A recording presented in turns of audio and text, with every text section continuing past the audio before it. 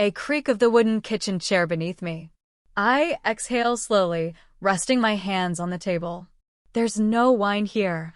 I'm Muslim, but if there was, this would be the kind of moment you pour a glass and finally let your soul speak.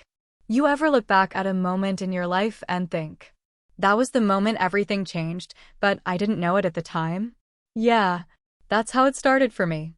I was just trying to be a good neighbor. That's all. A wave over the fence. A plate of food. A polite smile when our eyes met in the driveway. But sometimes, that's all it takes. Just a tiny crack in the wall you built around your heart, and if the wrong person sees it or the right one, depending on how you look at it, the whole thing can come crumbling down. I know how this sounds. I know the rules. I'm a Muslim woman. A mother. A wife. I was raised to be modest. Obedient. Loyal. Quiet. We don't chase feelings. We don't entertain strangers.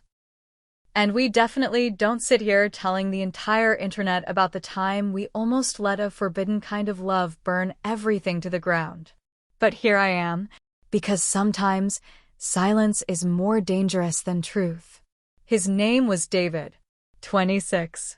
Tall, soft-spoken, always wore this old flannel shirt like he didn't care what people thought, which, now that I think of it, might have been part of the reason he fascinated me.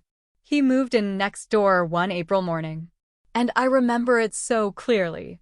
The air smelled like jasmine and cut grass. The kids were already at school. My husband had left before sunrise. And there I was, sweeping the front porch in my faded house slippers, headscarf pinned loosely, apron over my abaya, a mind full of grocery lists and dinner plans, when he pulled up in that beat-up pickup truck and waved. Just a wave. But something in his eyes, like he saw me. And God. When you've been invisible for so long, even to the people who claim to love you, being seen feels like a sin. But it also feels like air after suffocating for years. You have to understand, this wasn't about lust. It wasn't even about David, not at first. It was about how empty I'd become. How my days blurred into each other. Wake, cook, clean, pray, repeat. How I stopped recognizing my reflection because my face always looked tired, my body always felt cold, my smile had started to feel borrowed. And then suddenly, there was this neighbor, this stranger, who smiled like life was still worth laughing at, who complimented my garden without even looking at my body, who didn't treat me like I was invisible. I remember the first real conversation we had. I had brought over a plate of biryani, just being neighborly, and he looked at me and said, "This is the best food I've had in months." Then he laughed and added, "You might have just ruined all other takeout for me." It was such a dumb thing to say, but I felt my cheeks burn, not because I liked the compliment, but because I liked how it made me feel alive. Do you know what it's like to be touched without anyone laying a hand on you? To feel something stir inside you after years of emotional sleep? That's what this was. At first, it was harmless. Or that's what I told myself. Small talk by the fence. Exchanging Tupperware. One time, I helped him figure out how to unclog the garden hose. He made me laugh so hard I actually snorted. And I hadn't laughed like that in years. Not since before the babies. Before the loneliness crept in through the cracks of my marriage. But it's funny, isn't it? How the most dangerous things never come dressed like danger. They come dressed like kindness. Like a neighbor needing help. Like a compliment that slips past your walls before you can stop it. And I know what you're probably thinking. That I should have seen it coming. That I should have shut it down the moment it started to feel like more. But the truth is, I didn't want to shut it down. Because for the first time in so long, I felt wanted. And that feeling? It's addictive. More than love. More than lust. Just the feeling of being desired, of being alive again. I didn't mean to fall into anything. I didn't wake up one morning and say, "Hey, let me betray my faith, my family, my vows." No. What happened was slower, softer, more insidious. like a tide creeping in while you're busy building sandcastles, thinking you're safe. And then suddenly, your feet are underwater, and you don't remember when the ocean got so close. So, before you judge me, before you call me names or say I'm weak or selfish or broken, just listen, not to excuse what I did, but to understand it. Because this story isn't about infidelity. It's about what happens when a woman forgets how to feel, and then meets someone who reminds her. His name was David. And the first time he touched my hand, I swear it wasn't even physical. It was like he reached into something inside me and lit a match. My name is Aaliyah. I'm 39, married at 19, mother of 2. Most days, my life feels like a worn-out prayer rug, familiar, expected, fraying at the edges. I don't say that out of bitterness. I say it because it's true. I've spent the last 2 decades serving my family, my faith, my duties. And somewhere along the line, I think I forgot what it meant to want something just for me. My husband, he's not a bad man. He works long hours, provides, comes home tired, eats quietly, falls asleep with the TV humming in the background. We don't argue much. We don't laugh much either. These days, our conversations sound more like checklists. Did you pay the water bill? Pick up the kids from madrasa? We're out of eggs. We sleep in the same bed, but it feels like we live in different countries. The loneliness. It used to come in waves. Now it just stays. Like a second skin I've gotten used to wearing. Thin, gray, quiet. Like fog you stop noticing after a while. And then, one morning in early spring, David moved in. I didn't even know someone was moving. I was outside, tending to my rose garden. That's my little sanctuary. Whenever the walls inside feel too tight, I go out and lose myself in dirt and petals. Something about caring for something that grows makes me feel needed. Anyway, I remember brushing soil off my fingers when I saw the moving truck pull up. And then him. Mid-20s. Messy dark hair. Tall, lean, with this kind of quiet energy, like someone who wasn't trying to be noticed, but still was. He wore a simple white t-shirt and old jeans. No jewelry. No flash. Just a guy and his boxes. But the moment I saw him, something fluttered in me. Not attraction. Not yet. Just curiosity. He didn't see me at first. But I saw him. And it's strange how you can feel drawn to someone you've never spoken to. Like a string had been tied between us, long before either of us knew it existed.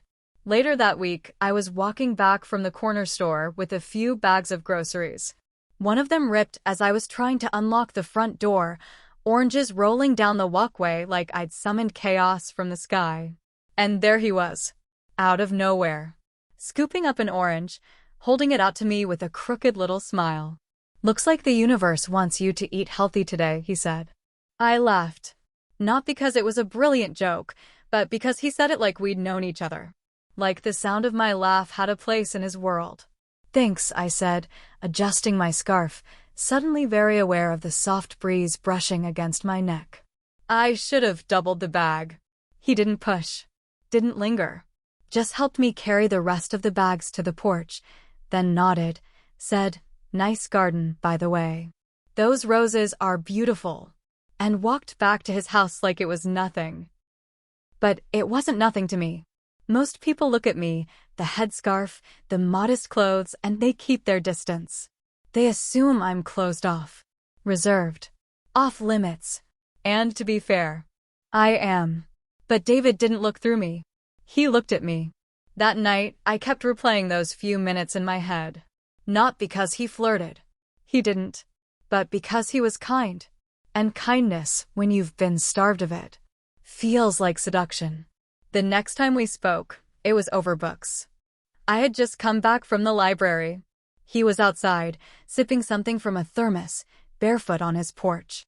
I remember he noticed the title on the spine of the novel I was carrying and said, "Hey, I read that in college. The ending pissed me off." I raised an eyebrow, half smiling. "That's because you weren't paying attention to the metaphor." He laughed. actually laughed. Like I had said something worth hearing. We ended up talking for almost 20 minutes. About books. About language. About how most people don't actually read to understand. They read to escape. He listened. Like really listened. Not the kind of nodding you get when someone's just waiting for you to stop talking. He asked questions. Reflected things back to me. Made me feel heard. And after that, something shifted. Not in a big dramatic way. No firework moment. Just the slow, steady hum beneath the surface. He'd wave from his driveway when I pulled in. Offer to bring the garbage bins up from the street. Once, he left a little note on my doorstep after I told him about my insomnia. It just said, "Chamomile tea. Works wonders." With a single tea bag taped to the paper. And you know what scared me the most? Not that he was being thoughtful, but that I had started looking forward to it. Looking forward to the possibility of bumping into him. The accidental eye contact. The way his smile always reached his eyes. I started noticing things about him that I shouldn't have. The way he bit the inside of his cheek when he was thinking. The way he hummed when he worked in the yard. The faint scar above his eyebrow. And somewhere in all of this, I started to feel guilty. Not because I'd done anything, but because I wanted to. And I hadn't wanted anything in a long time. That's how it starts, doesn't it? Not with fireworks. Not with secret texts. But with longing. With the ache of being noticed. With the slow buildup of silence being filled by the wrong voice at exactly the right time. And the truth is, I didn't stop it. Because it felt like someone had cracked open a window in a room I didn't realize had been sealed shut. And the air. God. The air tasted like freedom. We began to talk more. Not long, deep conversations at first. Just moments. Like when we both reached for the recycling bin at the same time. Or when I stepped out to water my plants and he was already there, standing barefoot in his yard, coffee mug in hand, eyes soft. It started small. Books. He'd ask what I was reading that week. I'd ask what he was working on. Turns out, he was freelancing from home, some sort of design consultant. We talked about travel, places we both dreamed of but had never seen. I told him I wanted to go to Morocco once, when I was younger, but life got in the way. He said, "It's still there, waiting for you." And I don't know why that line landed so hard. Maybe because no one had said something like that to me in years, like my dreams still mattered. He made me laugh. Not the polite chuckle I gave my husband at the dinner table, but the kind that bubbles up from your chest, unplanned, unguarded, like water after fasting. And I started to crave it. Not him. Not yet. Just that feeling of being light. There was this one afternoon, a Friday. The sky had that lazy golden color, the kind it gets right before Maghrib. I was pruning my roses again, and he leaned over the fence holding a cup of tea. "Try this," he said. "Jasmine and mint. It's calming." When I reached for the cup, our fingers brushed. Just for a second. But it was enough. Enough for my breath to hitch. Enough for me to pull away half a second too late. And he noticed. I know he did. But he didn't say anything. He just smiled. A quiet, knowing smile. The kind you wear when you realize a door has been opened, and neither of you are ready to close it. I told myself it was innocent. Just tea. Just kindness. But my body would betray me. The way my pulse quickened when I saw him through the window. The way I started paying attention to what scarf I wore outside. The way I caught myself watching his porch light flick on at night, wondering what room he was in. Guilt started curling around the edges of my mind. But it didn't stop me. And then came the storm. One of those sudden spring downpours. Thunder, power lines down, streetlights flickering. My husband had taken the kids to his sister's for the weekend, a cousin's engagement, and I had stayed behind, blaming a migraine I didn't really have. The power had cut out around 8 p.m. I lit a few candles, made some tea, curled up on the couch with a blanket and a book I wasn't really reading. Then came the knock. Soft, rhythmic. I opened the door to find David, slightly soaked, hoodie clinging to his arms. "Power's out," he said. "You okay?" I nodded. But I didn't close the door. "Come in," I heard myself say. Before I could even think it through. He hesitated. Just a breath. Then stepped inside, wiping his feet like it mattered. We sat in the living room, a single flashlight balanced inside a glass bowl, casting soft, warped light on the walls. It felt like a different world. One without rules. One outside time. I made tea again. I remember my hands shook slightly as I handed him the mug. He noticed, didn't say a word, but his eyes lingered on mine for a heartbeat too long. We talked about nothing and everything. He told me about his childhood, how he grew up with a single mom who worked double shifts, how he learned to cook by watching her through cracked kitchen tiles, how he always liked quiet women who had stories behind their eyes. I didn't know what to say to that, so I just smiled. We ended up watching a movie on my phone, a silly romantic comedy. The kind where you already know the ending, but you still watch it anyway, because sometimes predictability is comfort. I remember at one point, he laughed at a ridiculous line, really laughed, and the sound of it. It lit something in me I hadn't felt in years. Not desire. Not yet. But permission. Permission to feel something again. When the movie ended, neither of us moved. The rain had slowed, tapping gently against the windows like a lullaby. He looked at me, not in a way that demanded anything. Just looked. Like I was something worth seeing. And in that moment, I wanted to reach for his hand. Just hold it. Just to feel what human warmth felt like again. But I didn't. Instead, I said, "You should probably get back before the whole street turns to mud." He stood slowly, nodded, then paused. "I like being around you," he said softly. Then he left. Just like that. And I stood at the door, holding my breath, as his figure disappeared into the misty dark. And for the first time in years, I felt alive. Not happy, not free, just awake. And I knew this was no longer innocent. It was a rainy afternoon, the kind that seeps into your bones. The clouds hung low, swollen and gray. My husband had texted that morning, stuck at work again. The kids were with their cousins for the weekend. The house felt hollow. And then, around 4, the lights flickered. Twice. Then everything went dark. 10 minutes later, I heard the knock again. The same rhythm as before. I didn't even have to guess. It was him. David stood there, hood pulled up, strands of damp hair sticking to his forehead. "Power's out on my side too," he said, shaking his phone. "And my place is colder than yours." I smiled. Not because it was funny, but because he already knew I'd let him in. And I did. I made tea again. This time it was cardamom and cinnamon. Warm. Sweet. Familiar. Something about that scent made me feel safe. Even as everything else inside me was beginning to unravel. We sat in the living room. Just the two of us. Rain tapping steadily at the windows, soft music playing low from my portable speaker, an old Arabic love song I didn't even realize had come on. We didn't talk at first. We just existed. In silence. In nearness. He sat across from me on the carpet, back against the couch, legs stretched out. I was curled up in my reading chair, hands wrapped around the tea mug. Our knees were barely a foot apart. And I felt it, like a current. A quiet vibration under my skin, not just attraction. It was deeper than that. A pull toward something dangerous and utterly beautiful. His eyes met mine. Not a glance. A hold. And something in my chest clenched. I looked away, heart hammering, but I could still feel his gaze. He spoke.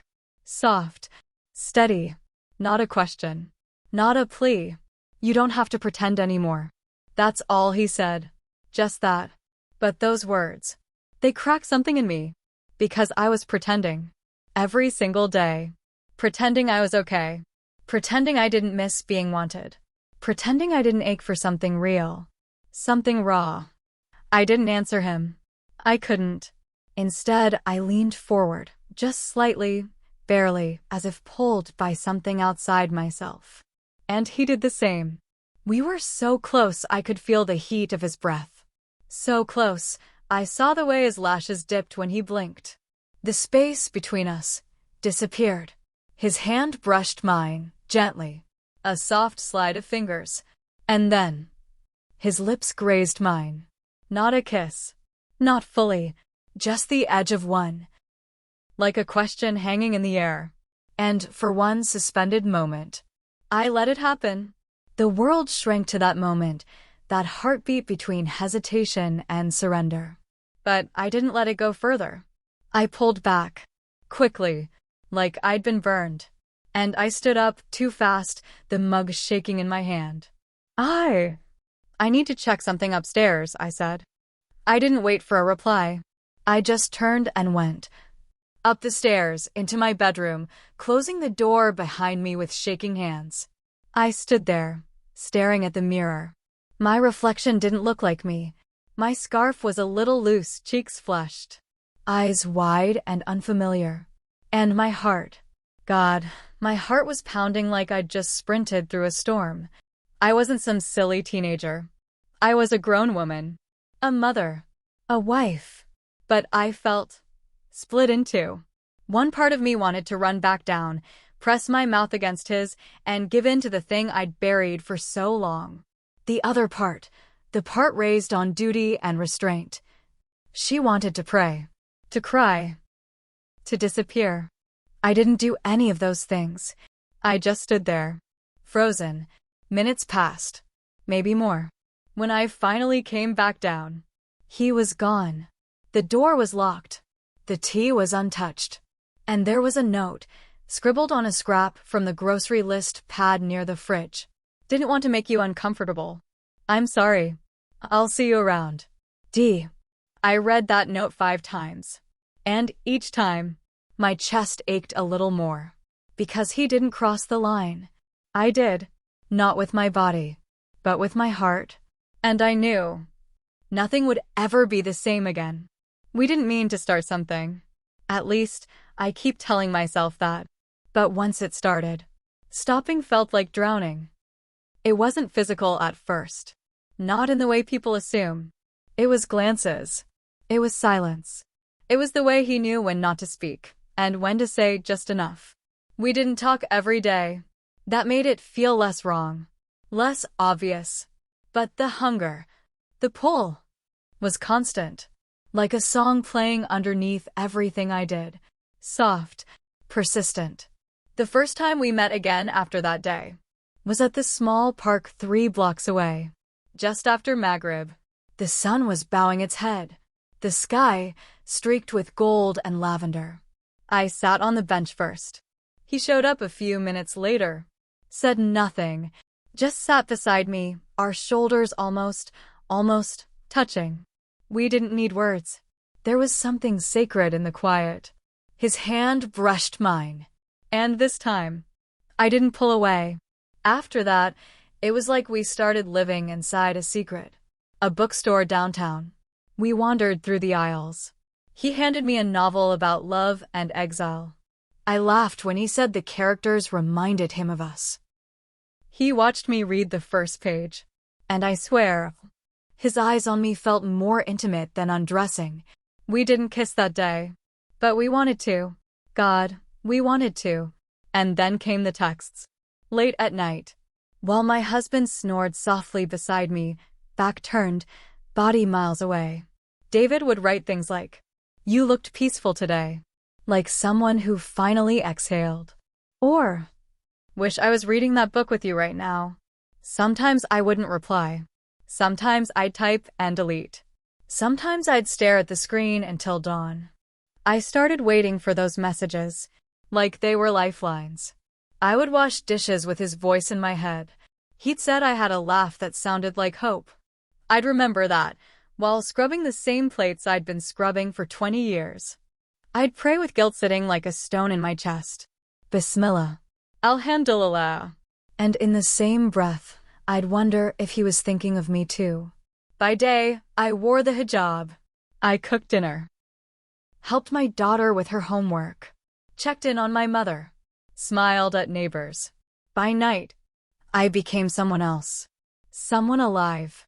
I would stand in the mirror after everyone had gone to bed, undo my scarf, brush out my hair, touch my lips and wonder if he remembered the way I tasted that night on the stairs when our mouths barely met but everything inside me screamed.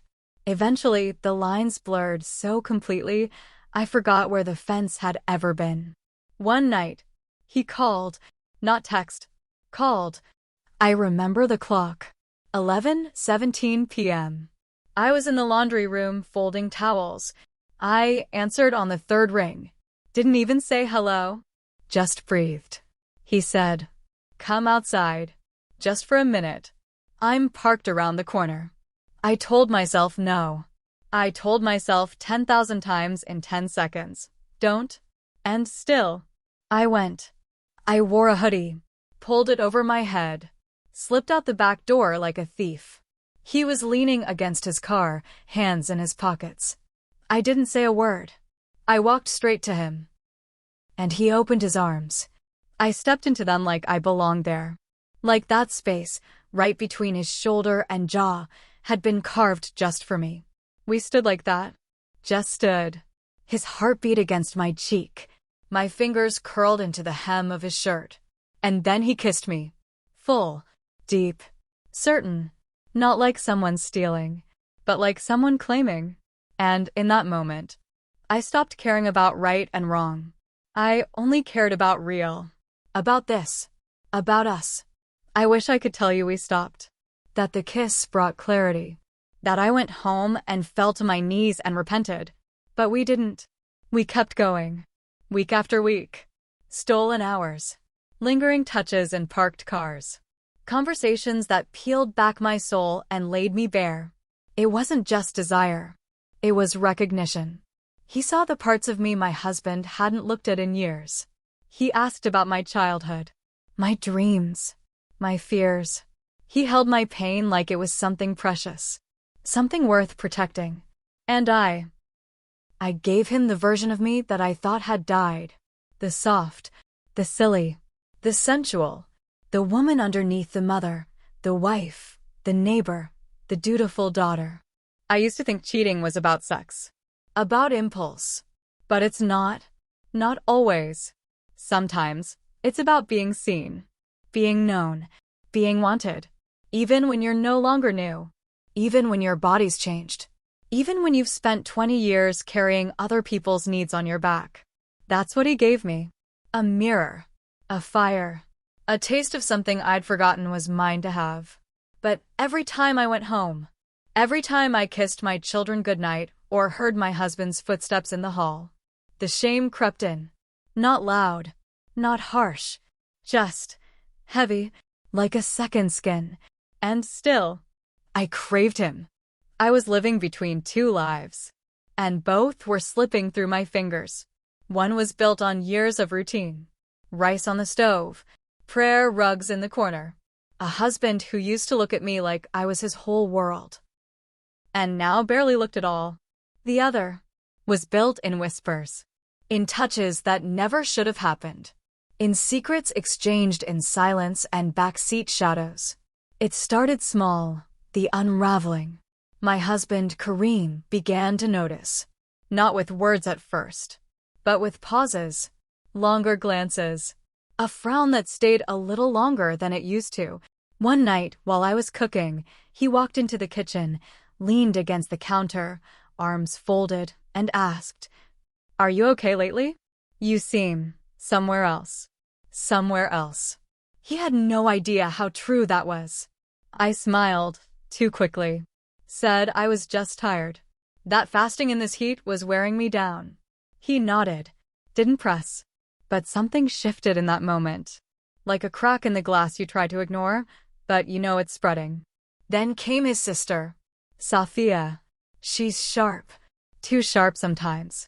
And she never really liked how quiet I was, said I was too private. One afternoon, she came over unannounced while I was folding laundry. She sat on the couch, scrolling through her phone and casually said, "You're always texting these days.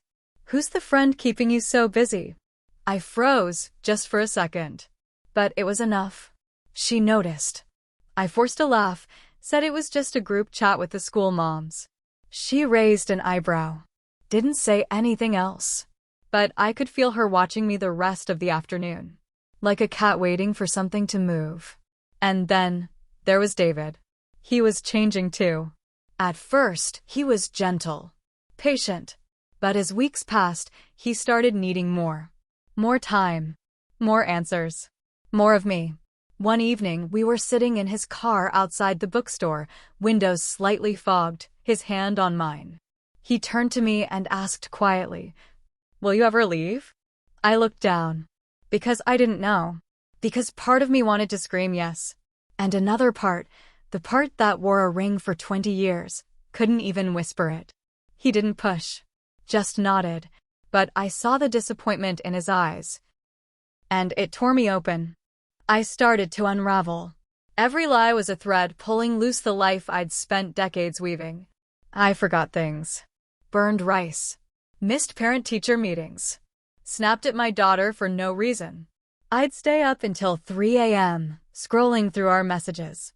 Rereading the way he said my name. Like it mattered. Like I mattered. And then I'd cry into a pillow beside a man who didn't even stir. Friday night dinners with the family became unbearable. I'd sit across from Kareem, passing the salad, pretending my heart wasn't breaking in two. My son asked why I was always tired. I said it was work. Chores. Hormones. Another lie. Stacked on top of 100 more. The guilt was suffocating. It wasn't a sudden explosion. It was a slow choke. Like I was being buried under the weight of everything I'd hidden. And yet, I couldn't stop. David made me feel seen. Real. He asked how my day was and listened. He remembered what books I loved. What dreams I'd buried. He saw Leah, not just someone's wife, or mother, or neighbor, but the woman inside all of that. The more he gave, the more I wanted.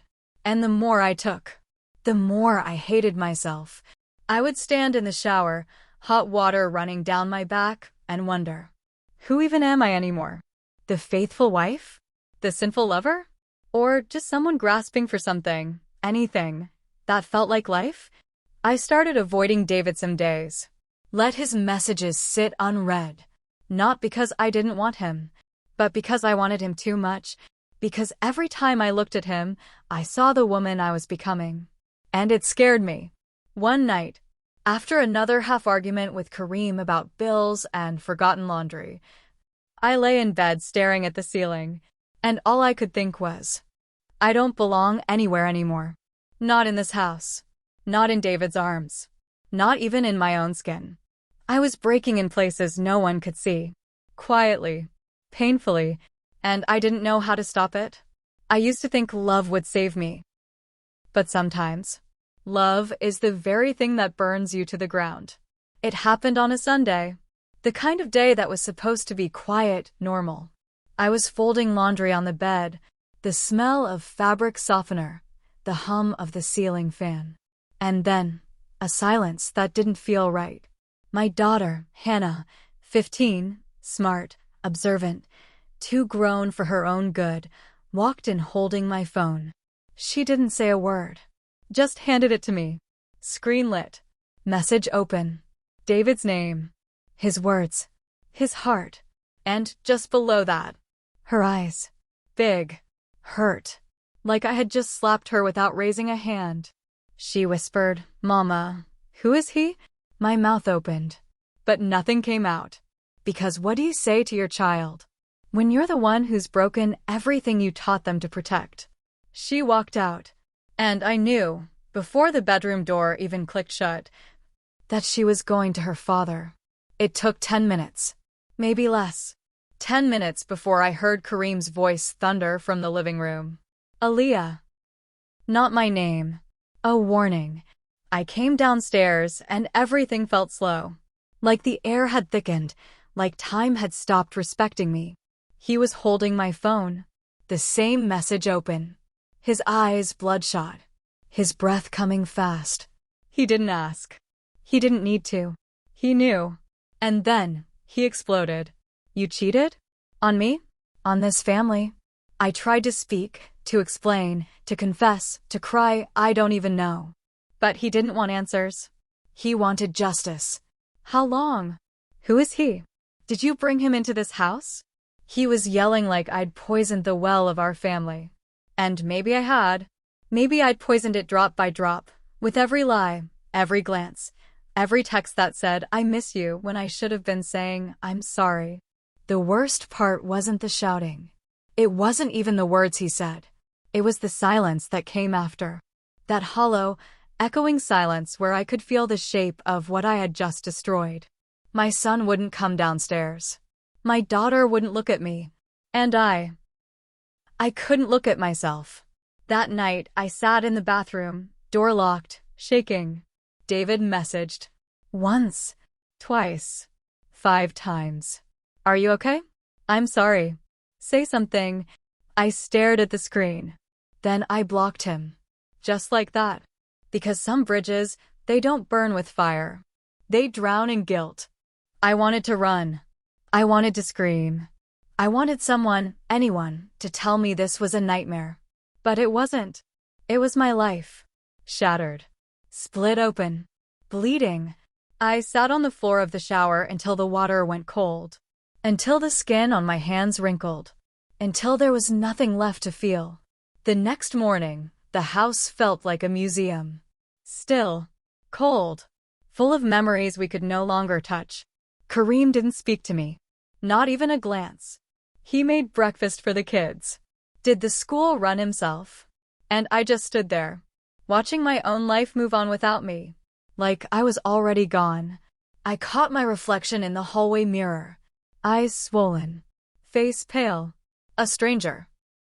And that's when it hit me, really hit me. It wasn't about David anymore.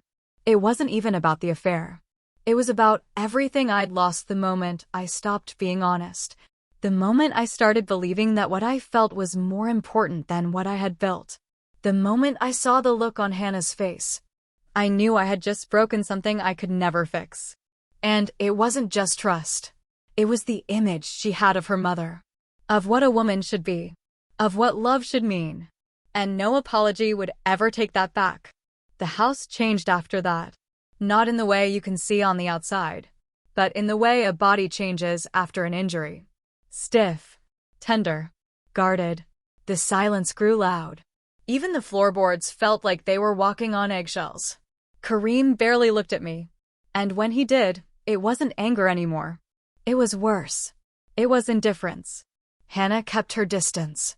She left for school without saying goodbye. She came home and went straight to her room. My son, my sweet boy, he didn't understand what had happened. But he felt it. He started having trouble sleeping.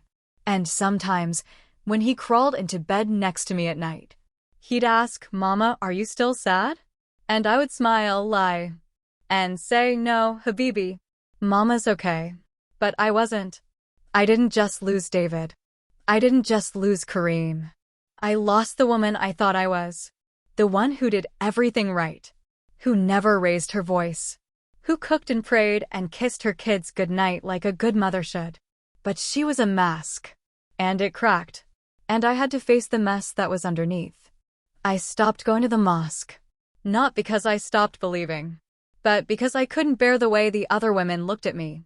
Or worse, the way they didn't. I would sit in the car, outside, hijab tight around my face. And then drive away. I felt like a shadow in my own life. So I started small. I made tea, sat alone on the balcony, listened to the birds, and cried without hiding it. I began writing again. Little things. Just thoughts, verses, regrets, prayers scratched into a journal I kept hidden in my sock drawer. Sometimes I didn't even use words. Just drew circles. Loops. Like I was trying to write myself back into being. I started therapy. It took weeks to work up the nerve to go. But when I did, I didn't know where to begin. I sat in that chair, hands clenched in my lap, knees bouncing. And the therapist, a kind woman with soft eyes, just said, "You can start anywhere." So I said the first truth I could think of. I don't know who I am without pain. And from there, the healing began. Not fast, not easy, but real. I started walking every evening, just me, the sky, and the sound of my own footsteps. Sometimes I'd walk past David's house. Sometimes I'd see his lights on. But I never looked too long, and I never stopped, because going back was no longer an option. One night, while praying, alone in my bedroom, knees to the rug, tears running into the fabric, I whispered something I hadn't said in months. "Ya Allah, help me forgive myself." Not because I wanted to forget, but because I didn't want to carry the shame forever. I cooked again, not just for the family, but for me. I lit a candle while washing dishes. I opened the windows and let the sunlight touch my face. I made peace with the quiet, with the empty bed, the cold side of the sofa, the paused family photos that no longer smiled the same. And little by little, I found pieces of myself scattered in the ruins. The girl who loved poetry, the woman who could laugh even at herself, the mother who wasn't perfect but still showed up. Every single day. I didn't just lose him. I lost who I was pretending to be, and had to find who I really am. It had been 2 years. Life had moved on, not quickly, but quietly. The kind of movement you only notice in hindsight. Like how grief shrinks but never disappears. Or how strength builds, not in moments, but in the spaces between them. I was at the grocery store. A random Tuesday. Late afternoon. The kind of day that feels like nothing will happen. I had just picked up a bag of oranges. I was thinking about dinner. What to make. What not to make. Just regular thoughts. And then I looked up. There he was. David. He was standing in front of the bread aisle, holding a loaf in one hand, wearing a navy hoodie and jeans. Older. Different. There was something in his posture, slower maybe, quieter. And something in his face I hadn't seen before. Stillness. He looked up. And for a second, our eyes met. Not like before. Not like the fire that once burned between us. But something else. Recognition. We didn't move. Didn't speak. Didn't need to. I felt the weight of 2 years pass between us in a breath. The nights. The tears. The stolen moments. The collapse. The silence. All of it. And then, he smiled. Just faintly. Not wide. Not expectant. Just soft. Gentle. And I nodded. Once. That was it. No dramatic ending. No whispered apologies. No asking what if. Just a quiet understanding. I turned away. Pushed my cart down the next aisle. Picked up the pasta. The tomato paste. Some basil. My heart didn't race. My hands didn't shake. He was just someone I used to know deeply, and now someone I barely knew at all. But I would never forget him. Because some stories don't end with a kiss. Some end with a glance across the grocery aisle. With no words. No touch. Just two people who survived the same fire and chose to walk away from it. And that was enough. Have you ever loved someone you weren't supposed to? That kind of love, it's not loud. It doesn't burst like fireworks. It's quiet. Slow. Heavy with all the things you can't say out loud.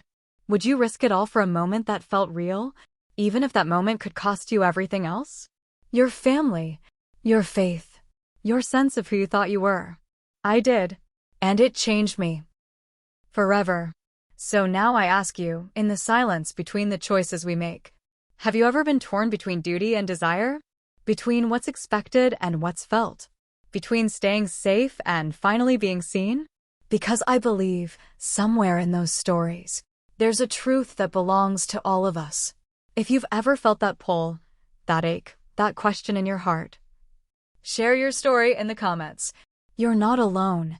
And if you want to hear more stories like mine, stories that don't shy away from the messy, complicated, and real, subscribe to Cheating Confession Diary. We go where others won't. Thank you for listening. Thank you for understanding. Until next time.